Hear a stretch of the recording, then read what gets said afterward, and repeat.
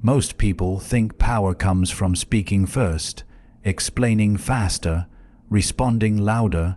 That's why they lose.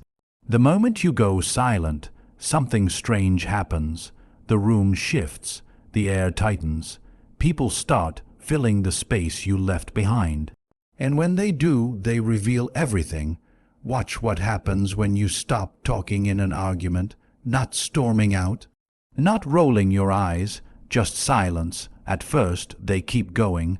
They repeat themselves. They raise their voice slightly. They add details you didn't ask for. That's nervous energy. Then they start justifying themselves, explaining motives, clarifying intentions, defending positions you never attacked. That's fear. Silence doesn't attack. It waits, and waiting makes people expose what they're hiding. Most men don't realize how much they talk when they feel weak. They explain because they want approval. They argue because they want control. They defend because they're afraid of being misunderstood. But power doesn't need to be understood. It needs to be felt. Think about the last time someone truly intimidated you. They didn't rush. They didn't over-explain. They didn't fill every pause with noise. They let silence sit there. Heavy, uncomfortable, silence forces the other person to carry the emotional weight alone. That's why it works in every environment. At work, the man who speaks the least is often the one everyone watches. Not because he's mysterious, but because when he speaks, it means something. When you talk too much, you reduce your value. When you respond instantly, you remove suspense.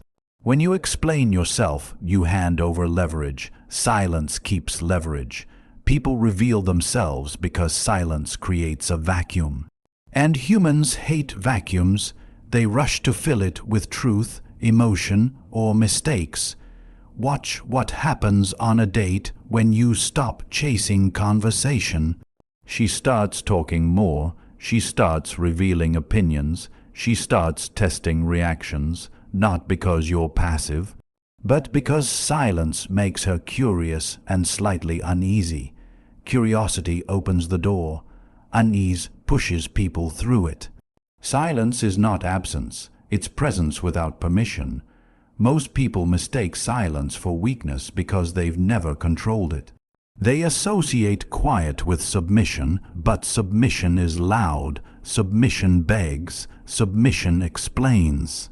Submission seeks validation. Silence does none of that. Silence observes. When you don't respond immediately, people project onto you. They assume intentions. They imagine judgments. They create narratives. Those narratives tell you exactly how they think. A man who panics at silence is a man who fears being seen. That's why arguments escalate when one person stops reacting. The other person feels exposed. They say things they didn't plan to say. They cross lines they didn't mean to cross. They show insecurity they tried to hide. Silence removes their mask. And once you've seen someone without their mask, you can't unsee it. This is why calm men control rooms without effort. They don't compete for attention. They let attention drift toward them.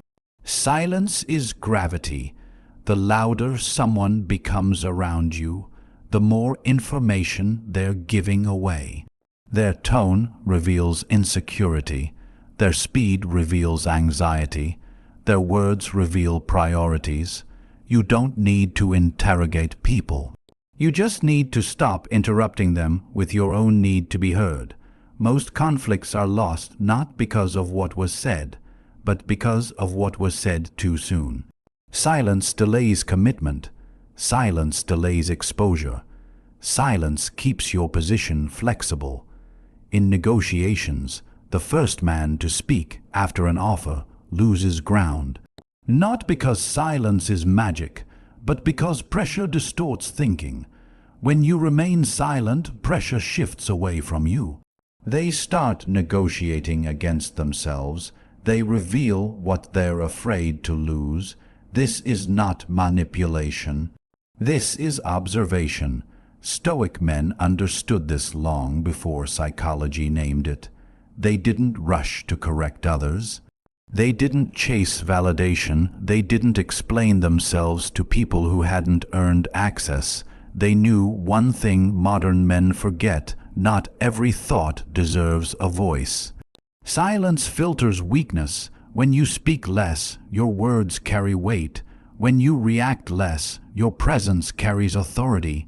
People don't fear loud men, they fear unpredictable ones, and silence makes you unreadable. Unreadable men control outcomes because others can't anticipate them.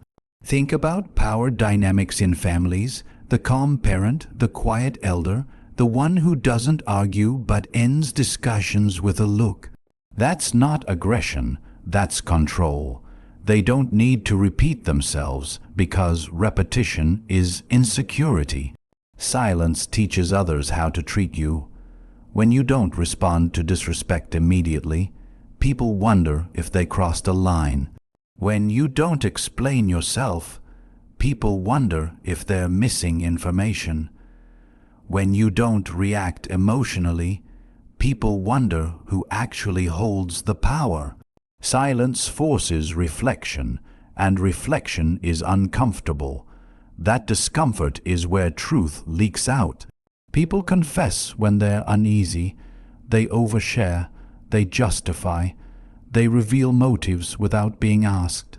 Silence doesn't accuse. It invites confession. This is why silence is dangerous in the wrong hands.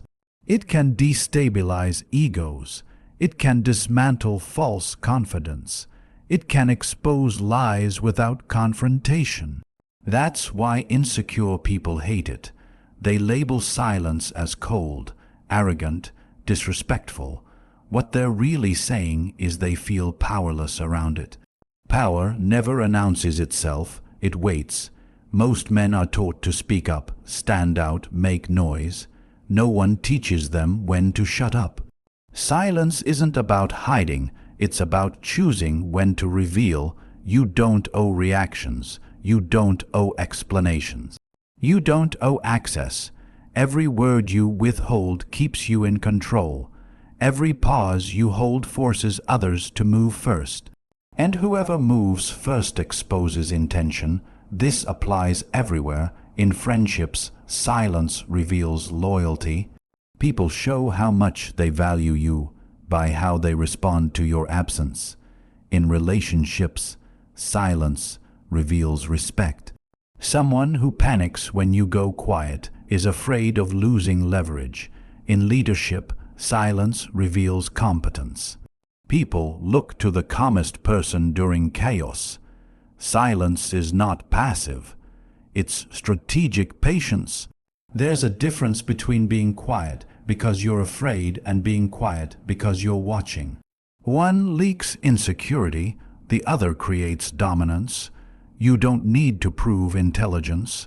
Silence already suggests it. You don't need to assert strength. Silence makes others test you and fail. Most men talk themselves out of respect. They overclarify, they overexplain, they overreact. They think being understood equals being respected. It doesn't. Being unshakable does. Silence trains people to take you seriously.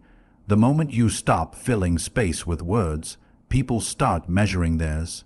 They become careful, they become self-aware, they become exposed. That's when the truth surfaces, not because you demanded it, but because silence demanded it for you. Remember this: words are currency. Spend them cheaply, and no one values them. Hold them back, and every word becomes expensive. Silence is not emptiness, it's pressure, and pressure reveals everything. The man who understands silence never rushes, never begs, never explains. He watches, he waits, and when he finally speaks, it's already too late for the other side. Because by then, they've already told him everything. And here's the warning most men ignore.